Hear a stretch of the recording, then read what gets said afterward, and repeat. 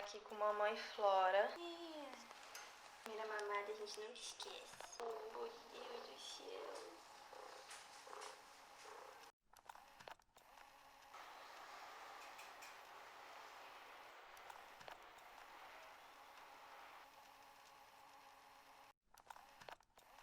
Mateu, mata Tabi.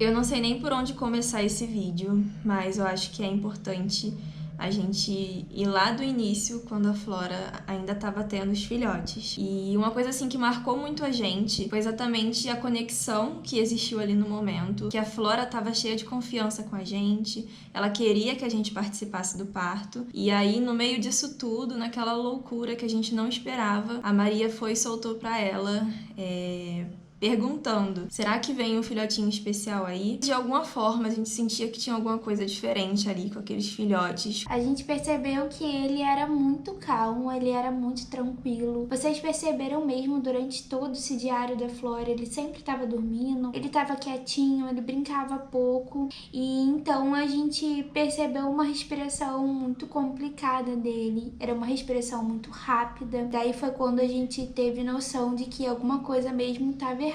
A gente falou com o veterinário e ele pediu pra gente fazer um raio-x. Eu quero que vocês entendam que o Mateu, ele não nasceu desse jeito. As coisas foram ficando difíceis a cada minuto, sabe? A cada tempo que ele crescia. Quanto mais ele crescia, cada vez ia ficando mais difícil e mais perceptível pra gente. No início, ele não tinha aquela respiração tão marcada, e quando ele tava ali por volta dos 15 dias, acima disso, ele começou realmente a apresentar a respiração bem mais rápida. Antes disso, ele só era um gatinho mais calmo mesmo, e que a gente ficava sempre de olho pra ver se ele tava mamando, se ele não tava mamando, o que tava acontecendo. Só que no dia do raio-x, só eu fui no dia, a Maria teve que trabalhar. E aí, assim que saiu assim que o veterinário saiu com o Mateu e me entregou ele, foi assim, uma sensação muito... Sabe quando você sente que não tem muito o que fazer? Eu nunca senti isso, mas assim que o veterinário contou, eu fiquei parada por um tempão no mesmo lugar, porque eu sentia que era muito complicado, sabe? Ele contou pra mim na hora que ele tinha um coração grande e que as expectativas de vida eram bem complicadas, porque ele precisava passar daquela fase bem. Se ele não passasse, não tinha jeito, né? Ele provavelmente ia entrar em crise e não ia sobreviver. E se ele passasse, teria que ter alguns cuidados especiais. E sim, ele era o gatinho especial. E foi muito estranho na hora a gente descobrir isso, sabe? Porque tudo meio que fez um sentido lá do início para aquele instante. E eu fiquei pensando por um tempão o porquê, sabe? Tentando compreender o porquê que ele era tão especial assim, e o porquê que teve toda essa conexão. Passou um dia, a gente mandou todos os resultados pro veterinário ver também. E como eu disse, ele tinha um coração grande, então... Coração grande, eu não sei muito bem nem como explicar pra vocês, porque a gente não teve nem tempo de entender o que ele tinha. Mas coração é tudo, né, gente? Tudo no corpo de um ser vivo. Então, se aquele órgão ali tá passando por algum problema, se tem algum problema, de fato ele não vai conseguir deixar os outros órgãos saudáveis. Ele também tinha ali uma complicação no pulmão, que a gente não conseguiu entender de fato o porquê, como que acontecia, o que poderia ser feito. Não deu tempo, porque nenhum especialista, o veterinário que estava acompanhando ele, tinha muito o que fazer. A gente teve mesmo que marcar uma consulta com um cardiologista, e nele seria feito um ecocardiograma, seria feito um eletrocardiograma, para a gente entender o que poderia ser feito ou o que estava acontecendo de fato. A gente só sabia mesmo que tinha um coração grande ali e que ele tinha essa dificuldade de respirar e esse cansaço justamente por conta desse problema que ele nasceu, já era dele, era congênito. Ele começou a apresentar os sintomas, né, que o primeiro sintoma no fato foi a respiração, que estava muito rápida para o tamanho dele, bem logo no período de fase de crescimento, que é o período que eles estão agora. Então, quanto mais ele crescia, quanto mais tudo acontecia, tudo evoluía ali dentro dele, o coração começou a mostrar que estava dando algum problema. Ele não estava aguentando, né? Então ele precisava ter energia para brincar, ele precisava correr, ele precisava brincar e ele não conseguia. Não conseguia Porque- acompanhar os irmãos, então por isso mesmo que ficou bem perceptível, porque enquanto os outros brincavam, ele ficava no canto assim deitado, e a mãe dele ficava perto dele, ou ele ficava deitado na caixinha, não que ele não brincasse, porque ele brincava assim, mas cansava rápido. Então ele não passava boa parte do tempo brincando como os irmãos. Ele só dormia e ficava assim a maior parte do tempo. Quanto mais ele ia crescendo, ele e os irmãos, né? O caso ia se agravando e ele ia ficando pior, porque ele tava crescendo e aquilo dali tava, gente, literalmente crescendo junto. Era uma costela mais ou menos desse tamanho e um coração basicamente do tamanho da costela. E isso não é nada normal. Em alguns dias a gente teve que descer com ele pro nosso quarto, porque, como a gente já tem contado lá no Instagram, aqui o quarto de cima da quarentena é bem abafado, bem quente. Pra ele, que já tinha aquela dificuldade de respirar e já ficava cansado sempre, era ainda mais difícil, porque o calor não vai ajudar. Então a gente desceu com ele chegou a dormir com a gente uma noite. Foi assim, perfeito pra ele. Ele não deu um pio, assim. Geralmente os filhotes, os gatinhos, eles ficam muito assustados quando ficam afastados dos irmãos e da mãe. Sim, não sentiu nada Nada. perto da mãe. Não pediu pra mamar, a gente deu comida pra ele. Acho que foi o dia que eu mais senti, sabe? Uma esperança. Porque eu achava que só dava pra fazer alguma coisa, sabe? Eu sentia que dava pra fazer alguma coisa. Mas ele começou a ter crise atrás de crise nos próximos dias. Até que na sexta-feira ele teve uma piora, assim, bem marcada.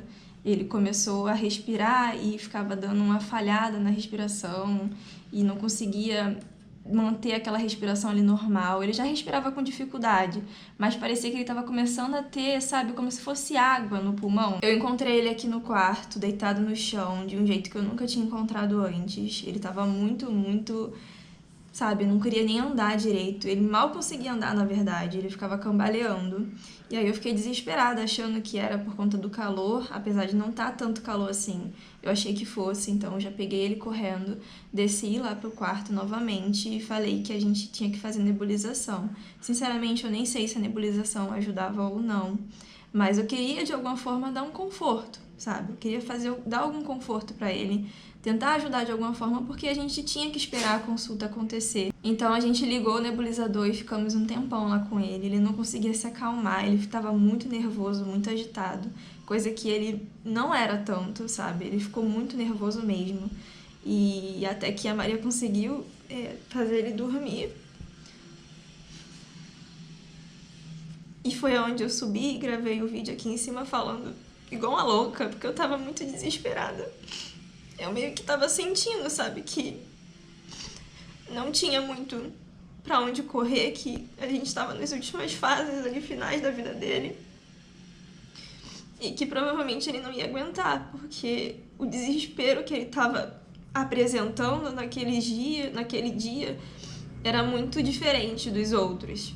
Ele não tava mais aquele gatinho que só tinha respiração diferente. Ele tava sofrendo, realmente. Aí a gente, mais à noite, deu comida pra todo mundo. Ele tava comendo, mas era muito pouco de comer 2 e parar 5. À noite ele não tava com a respiração chiada, sabe? Não tava chiando. Mas ele tava muito difícil dele comer. Ele comia, mas ele ficava logo cansado. E já depois de tanta gente forçar, eu falei, não, chega, vamos tentar depois, mais tarde. Agora não, deixa ele descansar um pouquinho. E logo depois que eu falei isso, ele começou de novo com a respiração bem chiada. E começou a ficar bem mais difícil de respirar novamente. A gente deixou ele aí no quarto e como já tava tarde, a gente foi dormir.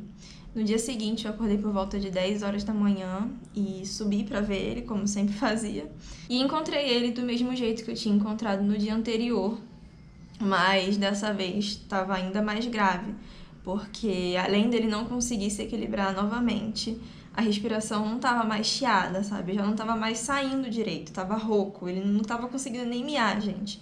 Tava muito, assim, apavorante. Então eu novamente desci com ele, coloquei dentro da caixa de transporte com o nebulizador enquanto a gente se arrumava, porque era a hora da gente fazer alguma coisa, sabe? Levar ele urgente pra veterinária. Ele tinha uma consulta marcada na terça-feira e nenhum outro veterinário podia olhar ele, somente um cardiologista. Foi a orientação também do veterinário que já estava acompanhando ele. Se caso piorasse, a gente tinha que correr pra emergência pra ele ficar no oxigênio. E foi isso que a gente fez. A gente catou tudo que tinha que catar, saímos de casa com ele e já chegando lá próximo da clínica, ele tava desesperado.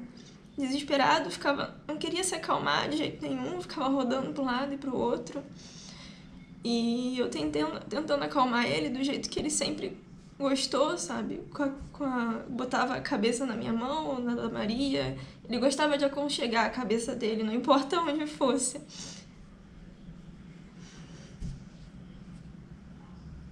Foi a última vez que a gente viu ele. Porque depois que ele entrou na clínica, naquele desespero, cataram ele de mim e levaram ele pro oxigênio na hora e eu nem lembro direito como foi que eu entreguei ele. Eu só lembro dele estar deitado com a cabeça na minha mão e a caixa de transporte aberta e eu só dei ele e foi assim. Passou 1 hora, quase 2 horas e a clínica ligou pra gente e avisou que ele não tinha resistido. Ele não aguentou. A veterinária falou pra gente que era muito complicado, que não sabe nem como foi que ele aguentou 1 mês, porque ele era incompatível, sabe? O corpinho dele não era compatível. Não tinha como ele ter sobrevivido esse tempo todo, mas ele sobreviveu. Ele ficou aqui com os irmãos dele. Ele tinha pressa, na verdade. Se vocês lembrarem, ele foi um dos primeiros gatinhos a se interessar pela ração. Ele sempre muito evoluído, ele queria fazer as coisas, ele era muito independente. Nem parecia que tinha problemas. E as coisas foram piorando gradativamente até chegar a um ponto de que ele tinha que ir. E foi exatamente quando eles completaram 1 mês. Ele resistiu por 1 mês.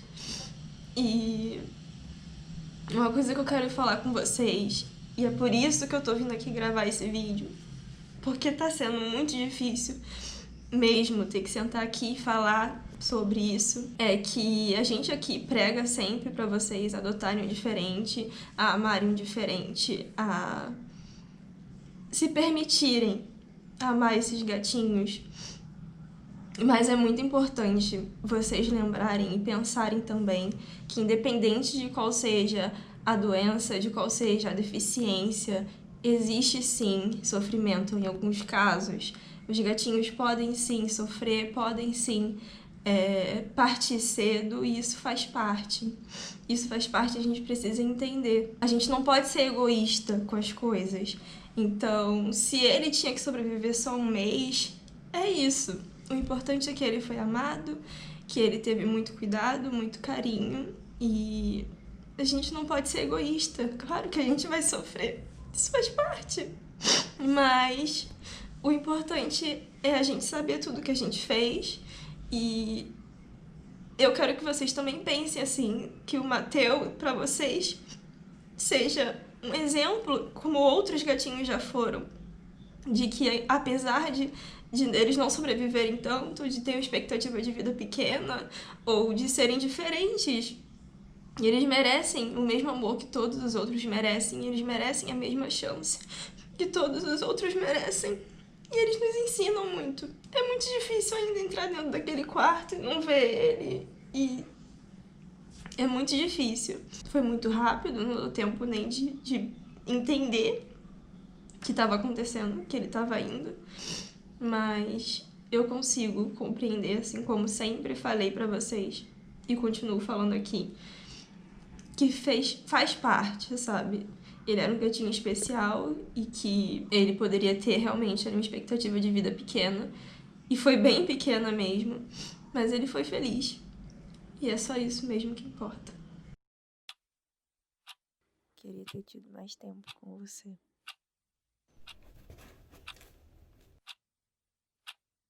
Até o próximo vídeo, já vou estar com os olhos bem abertos.